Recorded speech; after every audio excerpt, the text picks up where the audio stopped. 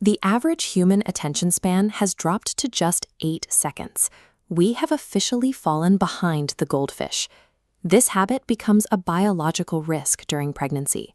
Constant maternal multitasking and short-form scrolling fragment the mother's focus, triggering spikes in stress hormones like cortisol that reach the womb. This environment of chronic distraction is a primary factor in the rising rates of ADHD and hyperactivity in children. While most parents want children who can focus, passive visual media cannot build that capacity. Videos move too fast for the developing brain to engage its deep processing centers. They provide entertainment without the effort required for growth. Deep reading offers a structural upgrade. It is an active intervention that constructs the physical hardware of the baby's brain while simultaneously programming their emotional software. For the child, the mother's reading serves as preventative medicine. It is a structural defense against the modern attention crisis. Reading physically alters the architecture of the fetal brain by increasing the production of white matter. This is the fatty, protective coating that wraps around the axons connecting individual neurons. This physical insulation allows electrical signals to travel up to 5 times faster than they would on an unprotected nerve.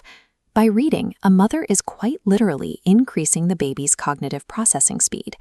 Unlike a movie, which dictates the pace, reading puts the director's chair in your hands. It forces the brain to pause, visualize scenes, and analyze subtext, actions that physically expand the brain's working memory. This same mechanism is used by the world's most effective innovators, relying on deep reading to maintain the high-intensity focus required for complex problem-solving. Sustained reading wires the hardware for endurance. It provides the child with the biological foundation for prolonged, unbroken concentration. You can expand this hardware further by stepping outside of your native mother tongue. Processing a new language physically enlarges the hippocampus and the cerebral cortex. This growth in gray matter density provides the biological capacity required for higher IQ and better analytical reasoning. Reading a mathematically structured language like Sanskrit provides even more specific neurological stimulation. Pronouncing these ancient words requires the tongue to strike specific points on the palate. This physical contact stimulates the pituitary gland to release hormones that are vital for the peak development of the fetal brain. Linguistic variety through reading acts as targeted physical exercise, maximizing the child's neurological growth before birth.